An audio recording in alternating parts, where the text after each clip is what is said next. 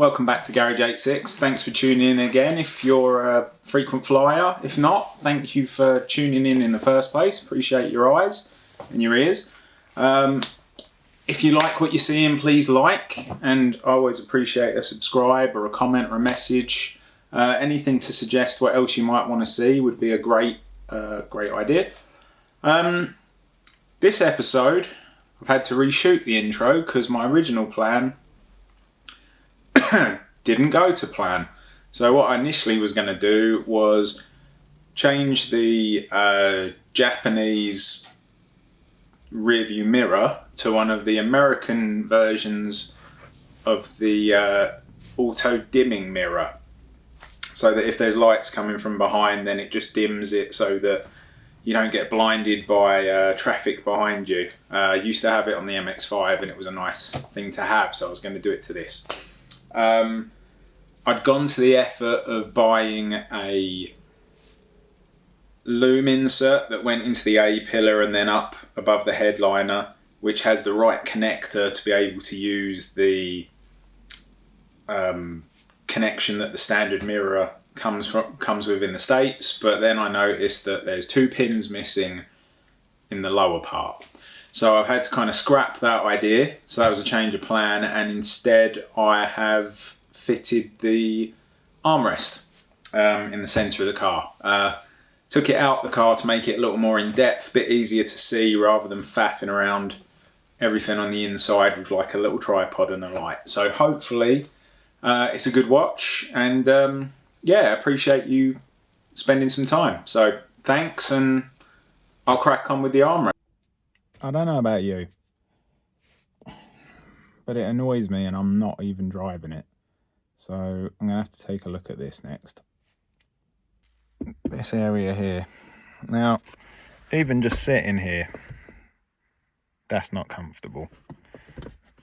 Especially not like that. Look, my arm's dropped in there. So I'm going to fit the factory armrest, but I'm going to do it slightly different, and I'm going to take this center console out and do it on the bench. Now, most of this stuff is just stuff I've added, so it's pretty straightforward. You've probably seen me do it already anyway. But off comes the gear knob, off comes the handbrake cover. This might be tougher because it's a bit tight, but you know, just lifts up. Then we've got a couple of screws down there, and this is the only bit I don't think I've shown you before, but if you manage to get under this little rubbery trim cover here, it doesn't like to. There we go. There is also slipped.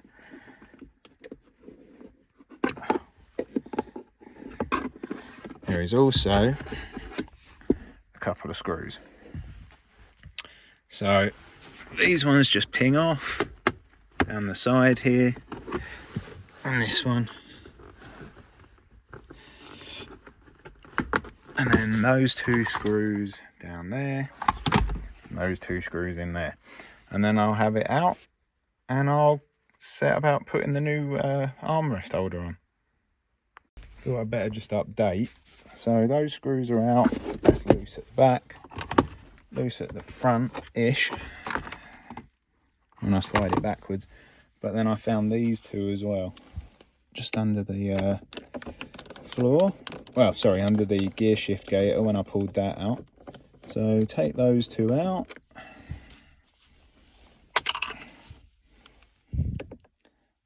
And obviously I had to disconnect the electronics. That's the Gerald Just system you can see there. Oh, and obviously the connector there. Right, there we go. So if I just use both hands, pull this apart, pull this backwards, and I'll have it on the bench for you. There was one other part I forgot, which was just the cigarette lighter there, but again, that was just a pull-off connector. But here is the armrest in question. PZ43510341-00. Hopefully for a right hand model.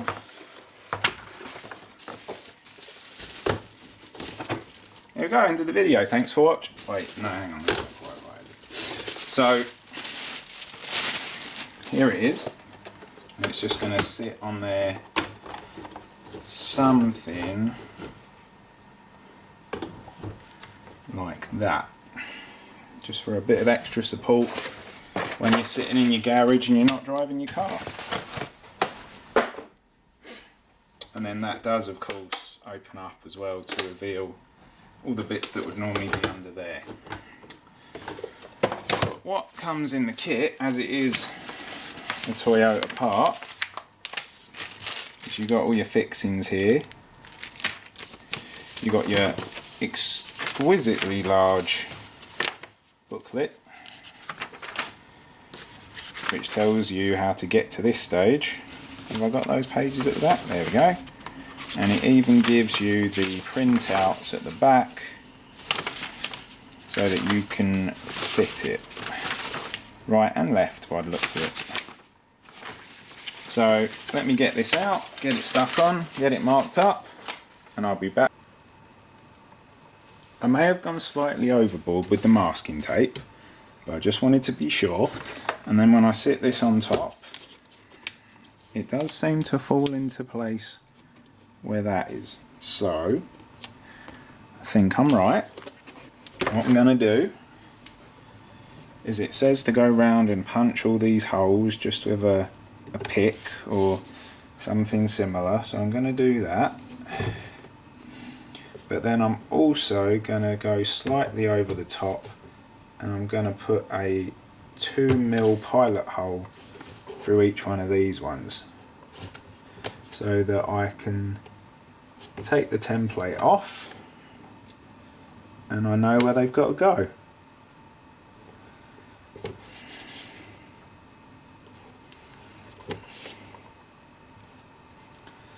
Fingers crossed I got this right, but the template is sized correctly. I did check. It's got this like 10cm gauge here, which I did check on a standard ruler, and that all matched up.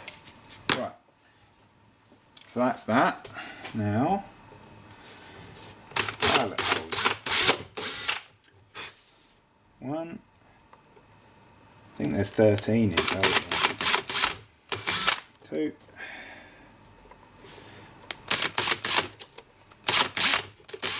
Just easy does it, just delicate little skin, and the weight of it pulls it through. I'm going to keep this template nearby because it shows there are two sizes. You've got your 5mm hole and your 8mm holes. So let's just continue to work my way round.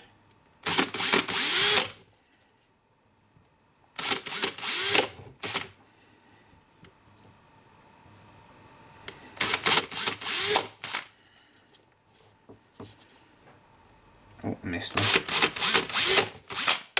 Oh, that wasn't meant to happen, was it?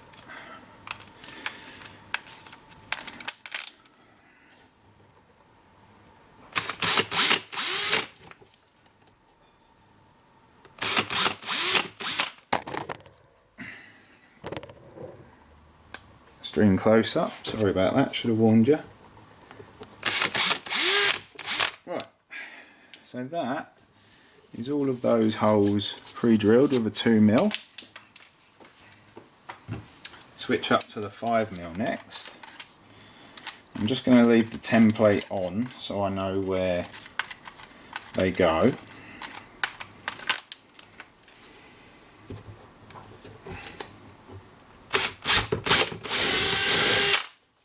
One, two,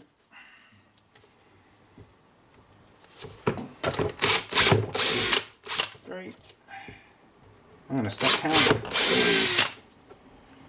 Or at least I'm going to attempt to. I can't guarantee it. I might do it in my head.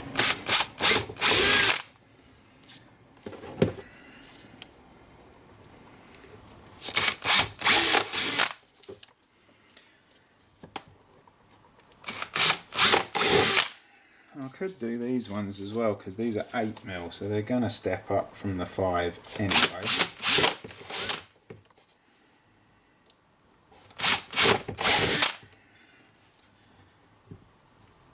But that is all the 5s. And then you've got 3 8s. So what I might do is run them through as well. Good chuck on this drill.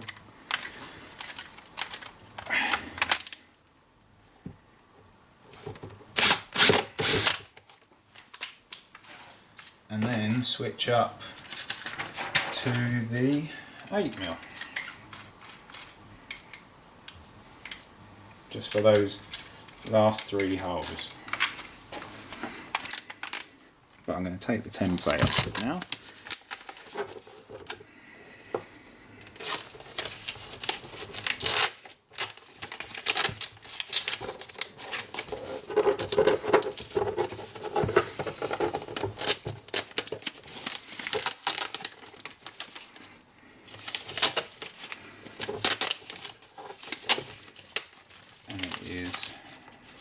This one,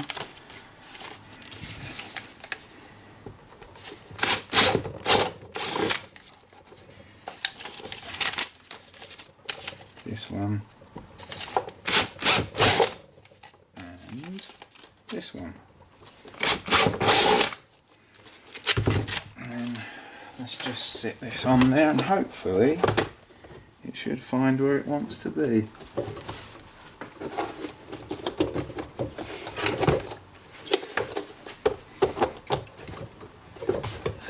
Need to clean the holes up, but yeah, look, there you go, just sitting on there even without the fixings. Nice. So let me just grab a scribe and I'll just go around those holes, clean them up a bit, and then I'll be back with it. Now I've been around with the scribe just to clean the threads up, and it's sitting on there quite nicely actually. Now what I was noticing in the book is it now says that for all these holes we need to put one of these in to the plastic. So if I take this off, you'll notice they don't fit in the 5s, but they do fit just about in the 8s, like that. So what I actually have to do now is go and enlarge all the 5s that I've already made and make them 8s. Not scary at all. Let's get on with it.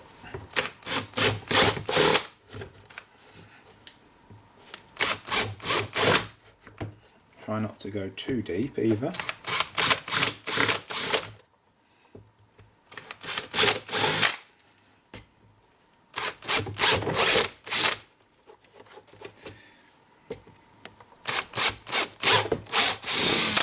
Or damage the 14R plaque, because you're not going to get another one.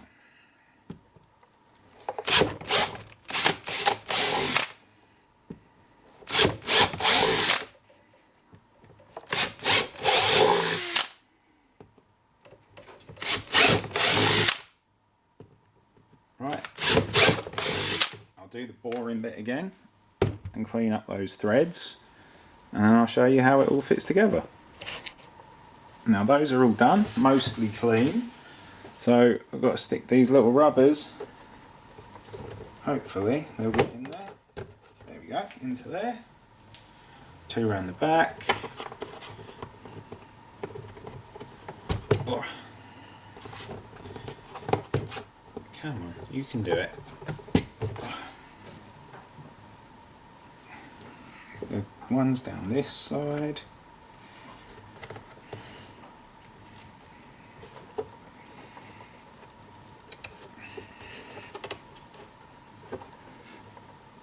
Oh. Hang on, a slight bit of enlargerizing.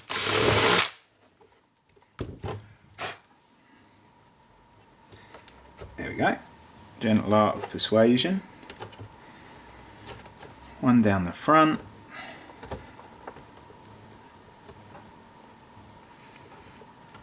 I would have thought. There we go. That's in. So the 3 round there. 1, 2, 3. And should have 1 here and 1 here. Where's that one gone?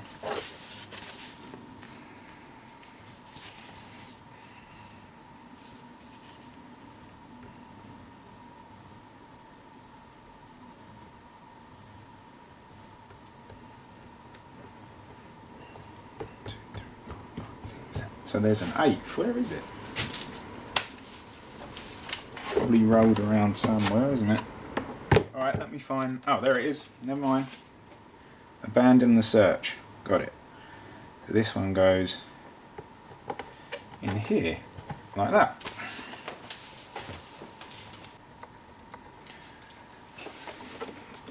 Let me just give you a close-up so you can just see how it all looks now. But these have all had those bits pressed in.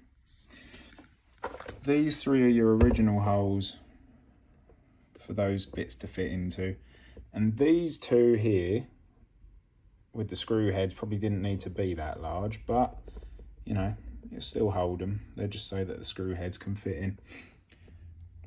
So let me just put this in, and then we'll start doing the screws up from the top.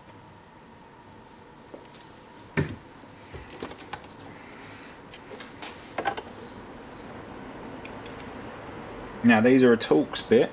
I'm not sure how well it shows on there, but you just slide it through the hole till it connects into the one underneath, and then just a light, oh, if I was, the screwdriver was going the right way.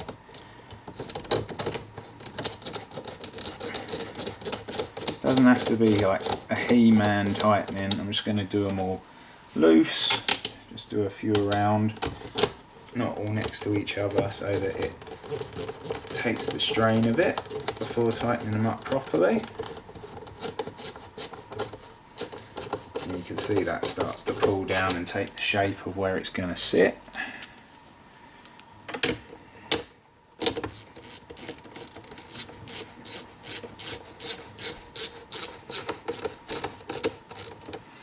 How are you supposed to get to those ones?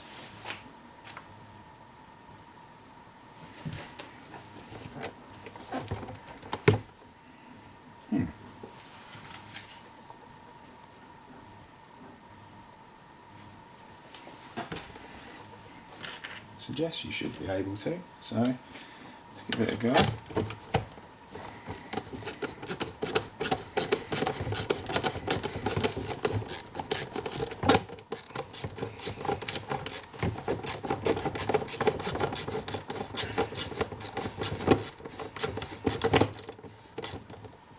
Yeah, that feels like it's in there now. Let's do this one too. Oops.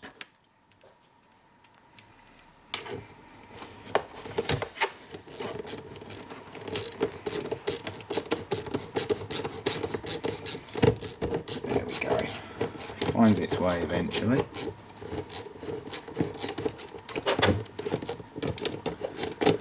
Put a little bit of slight pressure on the back there and that holds it off.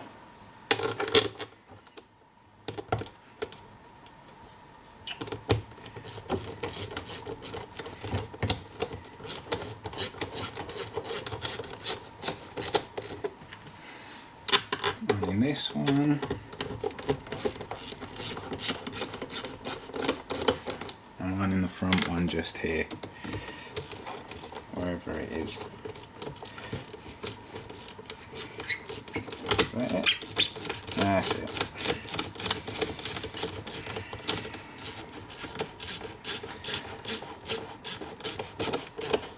And I'll just shut this. Yeah, that will do the trick. Right, I'll just knit these back up and we'll get it back in the car. That's all the bits back together that I need 2 hands for, I think. So if I just feed these cables back down here,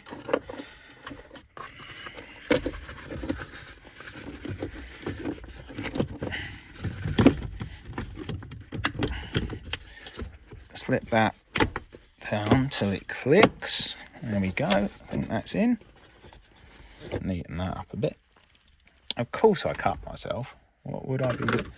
Wouldn't be working on cars if you didn't cut yourself.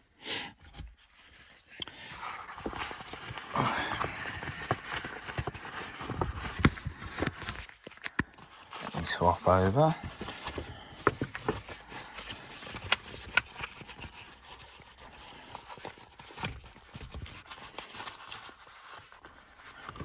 Right, put the handbrake back on.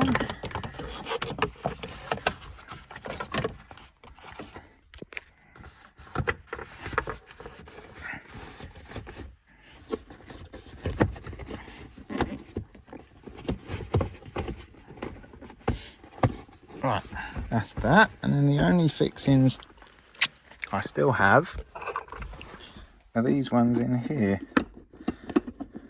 So let me get one started.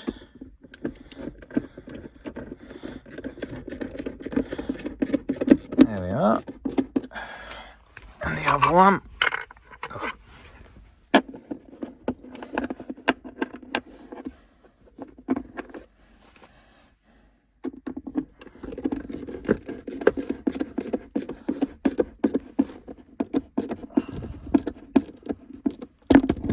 That's that one. Nip this one up.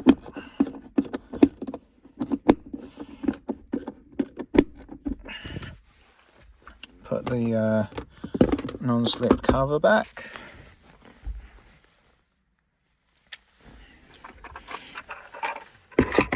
And then the drinks holder can sit in there. Pop the gear knob back on. Get that under there. There we are.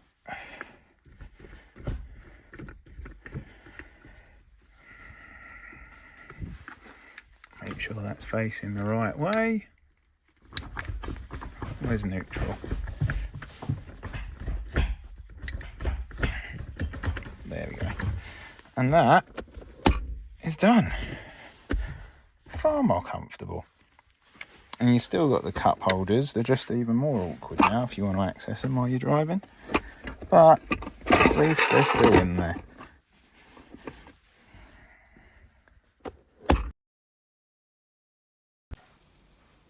And that is that. Far more comfort now just to be able to sit in the spot in the driveway and at least not have my arm falling into the abyss of space in the center console. So yeah, got an armrest to rest my arm on now while I don't drive the car. But yeah, luckily I didn't butcher it, didn't put any holes in the wrong places, and it all seems to fit quite well. Yeah, I think it looks quite nice in there, so I call that a win. If you've stuck with me this long, thanks for your time, and appreciate your continued viewing, or your new viewing if you haven't watched the videos before. But this is number 7, so yeah, thanks again. Hopefully I've got some other videos on the 86 or the BRZ FR-S GT86, whatever you want to call it, that might help if you want to do anything to your project. If there's anything you think I could do that I might not know about or that I've missed, give me a shout in the comment section below. I try and respond to all of them, and if you wouldn't mind hitting that like button and subscribing, I'd really appreciate it. But up until next time, thank you for your time, and catch you later.